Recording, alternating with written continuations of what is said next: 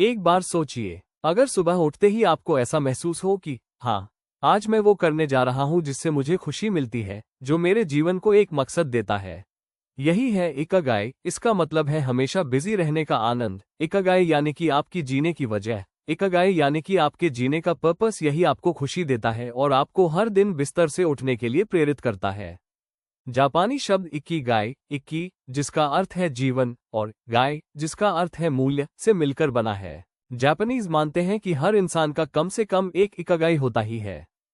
Japan के Okinawa नाम के एक छोटे से द्वीप पर रहने वाले लोग दुनिया के सबसे लंबे समय तक जीने वाले लोगों में गिने जाते हैं। यहाँ के लोग अक्सर 90 या 100 से भी ज्यादा उम्र तक स्वस्थ और खुशहाल रहते हैं। वर्ल्ड हेल्थ ऑर्गेनाइजेशन ने जब रिसर्च की तो पाया कि इनकी लंबी उम्र का राज सिर्फ खानपान नहीं था, बल्कि उनका एक गहरा इनर पर्पस यानी कि इकिगाई उनकी लॉन्जेविटी का सबसे बड़ा कारण है। इकिगाई क्यों जरूरी है? कल्पना कीजिए, दो इंसानों की। एक सुबह उठता है बेमन से, उसके दिन की शुरुआत एक भारीपन और थकावट के साथ होती है। दूसरा उठता है उसी समय, लेकिन उसकी आंखों में चमक होती है, उसकी चाल में जोश होता है और उसके चेहरे पर एक हल्की सी मुस्कान होती है, क्योंकि उसे पता है वो आज क्यों जगा है। अब सवाल ये है, फर्क क्या है? जवाब है पर्पस। हार्वर्ड, जॉन्स हॉपकिंस और जापानीज लॉन्जेविटी रिसर्च सेंटर जैसे कई इंस्टीट्यूट्स ने एक कॉमन पैटर्न देखा है। जिन लोगों के जीवन में कोई स्पष्ट उद्देश्य मतलब पर्पस नहीं होता, उनके शरीर में क्रॉनिक इन्फ्लेमेशन, एंजाइटी और अर्ली एजिंग के साइंस ज्यादा पाए जाते हैं। इसकी वजह क्या है? जब हमारा मन डायरेक्शनलेस होता है तो शरीर स्ट्रेस हार्मोन्स जैसे कोर्टिसोल ज्यादा रिलीज करने लगता है। इससे हमारे इम्यून सेल्स कमजोर हो जाते हैं। न्यूरोट्रांसमीटर्स जैसे डोपामीन, सेरोटोनिन कम बनने लगते हैं और अंत में हम इमोशनली ड्रेन्ड, मेंटली कंफ्यूज्ड और फिजिकली बीमार महसूस करने लगते हैं। दूसरी तरफ जिनके पास इकिगाई होता है, उनका दिमाग हर दिन की शुरुआत एक ऊर्जा और क्लैरिटी के साथ करता है। उनके शरीर में ऐसे जीन्स सक्रिय रहते हैं जो सेल रिपेयर और इम्यूनिटी को बेहतर बनाते हैं। उनके दिल में एक एहसास होता है कि मैं किसी बड़े मकसद का हिस्सा हूं। इससे उनके शरीर का हर हिस्सा कोऑर्डिनेटेड तरीके से काम करता है। उनका मेंटल स्टेट रिजिलिएंट बनता है, यानी मुश्किलें उन्हें तोड़ती नहीं, मजबूत करती हैं। जापान के ओकिनावा द्वीप पर रहने वाले बुजुर्गों की औसत उम्र 90 से 100 साल है, लेकिन सिर्फ इसलिए नहीं कि वो अच्छा खाना खाते हैं या योग करते हैं, बल्कि इसलिए कि हर एक इंसान के पास जीने की एक वजह है, चाहे वो 25 साल का हो या 95 का। कोई सुबह बच्चों को स्कूल ले जाने के लिए एक्साइटेड होता है। कोई बुजुर्ग अपने छोटे वेजिटेबल गार्डन की देखभाल करता है। कोई महिला हर सुबह कम्युनिटी सेंटर में अपने पुराने दोस्तों को मिलती है। हर किसी की जिंदगी में कोई छोटी लेकिन पर्सनल वजह होती है जीने की। इसलिए इकिगाई जरूरी है, क्योंकि ये आपके दिमाग को रास्ता देता है, ये आपके शरीर को ताकत देता है और ये आपके हर दिन को सिर्फ सर्वाइवल से हटाकर फुलफिलमेंट की तरफ ले जाता है। कैसे पता करें आपका इकिगाई क्या है? हम सभी के अंदर एक सवाल बार बार गूंजता है, मैं यहाँ क्यों हूँ? क्या मेरी जिंदगी का कोई असली मकसद है? मैं क्या ऐसा करूं जो मुझे भी पूरा करे और इस दुनिया को भी? इसका जवाब कहीं बाहर नहीं, बल्कि आपके ही अंदर छुपा होता है। इकिगाई खोजने की शुरुआत होती है 4 बेहद साधारण लेकिन गहरे सवालों से। इन सवालों को अक्सर इकिगाई के 4 गोलों, सर्कल्स के रूप में जाना जाता है। और जहां ये चारों गोल मिलते हैं, वहीं होता है आपका इकिगाई। सवाल 1, आप क्या करना पसंद करते हैं? ये सवाल सीधा आपके दिल से जुड़ा है। क्या ऐसा काम है जिसे करते वक्त आपको वक्त का होश नहीं रहता? वो काम जिसे आप किसी से कहे बिना भी खुद से कर लेते हैं? वो चीज जो आपको सबसे ज्यादा जिंदा महसूस कराती है? एग्जाम्पल्स: किसी को गाइड करना, लिखना, बोलना, कहानी सुनाना, आर्ट बनाना, म्यूजिक बजाना, किसी को खुश देखना। सवाल 2, आप किस काम में अच्छे हैं?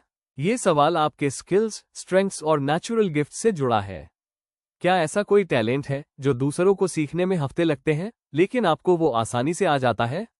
आप नेचुरली जिस चीज में अच्छे हैं, वहीं से शुरू करें। एग्जाम्पल्स: आप मुश्किल बातें सरल तरीके से समझा सकते हैं। आप लोगों की बातें बिना जज किए सुन सकते हैं। आप नंबरों के साथ अच्छे हैं। आपको नई चीजें जल्दी समझ में आ जाती हैं। आप केओस में भी काम रह सकते हैं। सवाल 3, किस चीज के लिए लोग आपको पैसे देंगे? What can you be paid for? ये सवाल प्रैक्टिकल साइड से जुड़ा है, सर्वाइवल और सस्टेनेबिलिटी के लिए जरूरी है। Examples: teaching, coaching, content creation.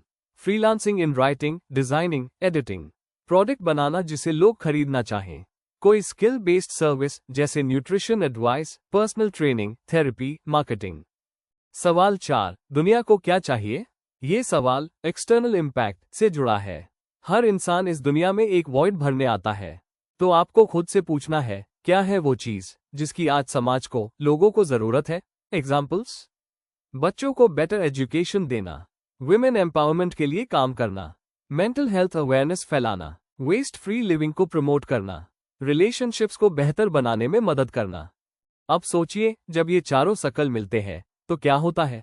आप वो कर रहे हैं जो आपको पसंद है, आप उसमें अच्छे हैं, आपको उससे पैसे मिल रहे हैं और आप किसी की जिंदगी में वैल्यू भी ला रहे हैं। बस वही है आपका इकिगाई। इकिगाई कोई एक रात में मिलने वाला जवाब नहीं है। ये एक इनर जर्नी है जो सवालों से शुरू होती है और क्लैरिटी में बदलती है। आपका काम है खुद से जुड़ना, बाकी जवाब अपने आप आने लगेंगे। क्यों ज्यादातर लोग अपना इकिगाई नहीं ढूंढ पाते? क्या आपने कभी खुद से ये कहा है, मैं तो कुछ खास नहीं कर रहा, मेरे पास कोई खास टैलेंट नहीं है, मैं तो बस किसी तरह दिन काट रहा हूं? अगर हाँ, तो आप अकेले नहीं हैं। दुनिया के 90% लोग इसी इनर कॉन्फ्लिक्ट में जी रहे हैं। जिंदा तो है पर जिंदगी से जुड़े नहीं है। कॉज उनका इकिगाई उन्हें नहीं मिला, या फिर उन्हें कभी खोजने का वक्त ही नहीं मिला। हम बिजी होने को पर्पसफुल होना समझ लेते हैं। हम सुबह से शाम तक व्हाट्सएप, ऑफिस, ईमेल्स, ट्रैफिक और जिम्मेदारियों में घिरे होते हैं, लेकिन जब रात में अकेले होते हैं तो ये सवाल उठता है, मैं ये सब कर क्यों रहा हूं? ट्रूथ, बिजी होना कभी भी पर्पसफुल होने की गारंटी नहीं है। बिजी होना इक्वल्स रिएक्शन में जीना, पर्पसफुल होना इक्वल्स अवेयरनेस के साथ जीना। हम सर्वाइवल में फंसे होते हैं, फुलफिलमेंट में नहीं। बहुत से लोग वो काम कर रहे हैं जो उन्हें अच्छा नहीं लगता, जिसमें उन्हें सेटिस्फैक्शन नहीं है, लेकिन वो उसे छोड़ नहीं सकते क्योंकि बिल्स भरने हैं, एमई चुकानी है, घर चलाना है। और यहीं पर सबसे बड़ा ट्रैप है। सर्वाइवल माइंडसेट हमें इतना कंज्यूम कर लेता है कि हम खुद से डिस्कनेक्ट हो जाते हैं। हम भूल जाते हैं कि हम कौन थे और बन जाते हैं सिर्फ वो जो दूसरों की जरूरतें पूरा करता है। सोसाइटी हमें बॉक्स्ड थिंकिंग में डाल देती है। उसको देख, कितना पैसा कमाता है, जॉब छोड़कर पागल बनोगे क्या?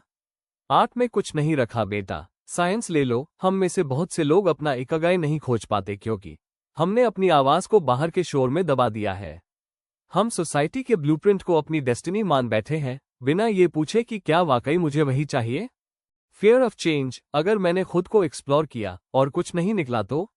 बहुत से लोग अंदर से जानते हैं कि उनका करंट पाथ उन्हें खुश नहीं कर रहा, लेकिन फिर भी वो उसी रास्ते पर चलते रहते हैं। क्यों? क्योंकि बदलाव डराता है, क्योंकि अननोन डराता है। एटलीस्ट मुझे पता तो है ये नौकरी कैसी है, पर इकिगाई की तलाश में सब खो दिया तो?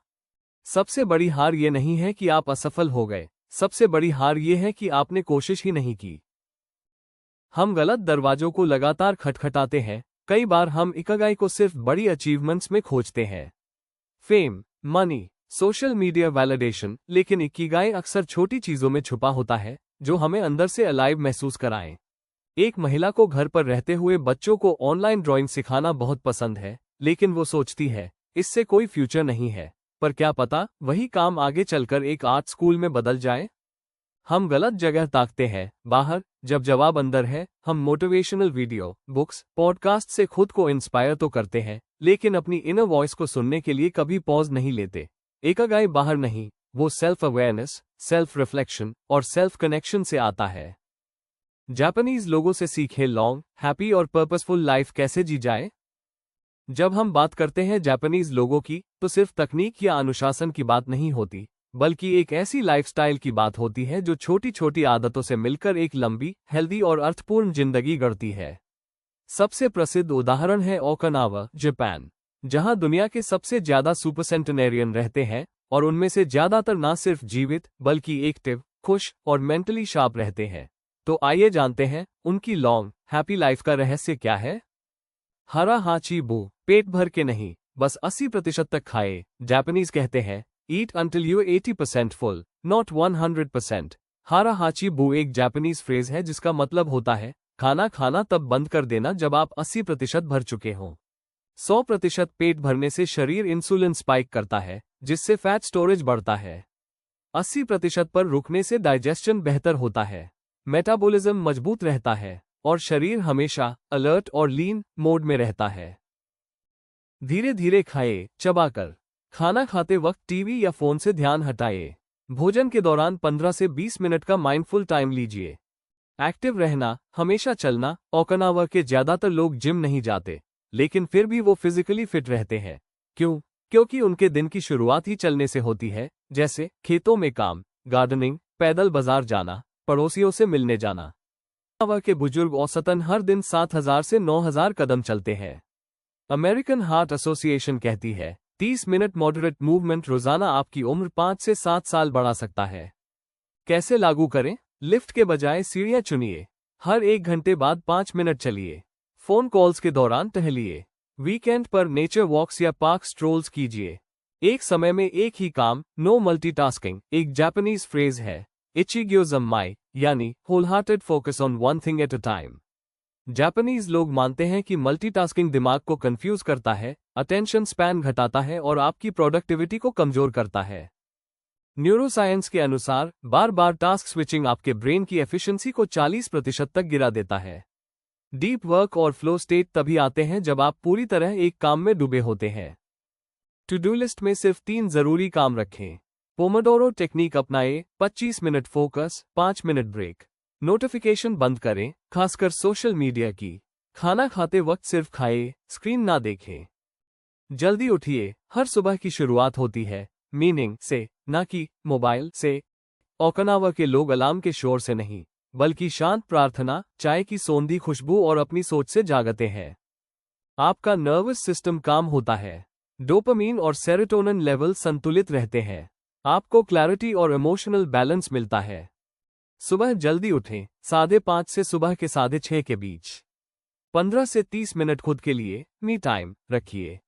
जर्नलिंग, मेडिटेशन या माइंडफुल ब्रीदिंग करें। अगर हो सके तो सुबह सूरज की रोशनी में 10 मिनट टहलिए। मुस्कुराइए और लोगों से जुड़िए। Connection is therapy. ओकिनावा में एक बहुत ब्यूटीफुल कल्चर है, मोई, यानी एक छोटी कम्युनिटी ग्रुप जो बचपन से बुजुर्गों तक लाइफ लॉन्ग बनी रहती है। आपका सपोर्ट सिस्टम ही आपका इमोशनल इम्यून सिस्टम होता है। 75 साल लंबी स्टडी ने पाया कि strong relationships equals long life and mental health. और अकेलापन स्मोकिंग जितना डेंजरस है। फेस्टिवल्स या इवेंट्स में मिलकर भाग लेना। पुराने दोस्तों को कॉल करें। फैमिली के साथ मील्स शेयर करें। किसी की मदद करें, कनेक्शन वहीं से शुरू होता है। जापानीज आदतें मिलकर एक अनोखा फॉर्मूला बनाती है। 80% खाना, बेहतर डाइजेशन, लंबी उम्र। रोज चलना, नेचुरल फिटनेस, मोबिलिटी। एक समय में एक ही काम, डीप फोकस, कम स्ट्रेस। सुबह का समय खुद के लिए, इमोशनल रीसेट, क्लैरिटी। लोगों से जुड़ाव, इनर पीस और हैप्पीनेस। जापानीज लोग लंबा नहीं जीते क्योंकि वो कुछ एक्स्ट्रॉर्डिनरी करते हैं, वो लंबा जीते हैं क्योंकि वो हर ऑर्डिनरी चीज को जागरूकता से करते हैं। आप भी ये आदतें अपने जीवन में जोड़ सकते हैं, धीरे धीरे, एक एक करके, क्योंकि जिंदगी को लंबा बनाना एक साइंस है और उसे मीनिंगफुल बनाना एक आर्ट। आज ही एक नोटबुक खोलिए और 4 सवाल लिखिए। 1. मुझे क्या पसंद है? 2. मैं क्या कर सकता हूँ? 3. क्या इससे दुनिया को फायदा होगा? 4. क्या इस काम से मैं पैसे कमा सकता हूँ? और यही शुरुआत है आपके इकिगाई की खोज की। वीडियो अच्छा लगा तो लाइक बटन दबाइए और कमेंट में बताइए आपके जीवन का इकिगाई क्या है। और अगर अभी तक नहीं मिला तो याद रखिए, आज सबसे अच्छा दिन है तलाश शुरू करने का।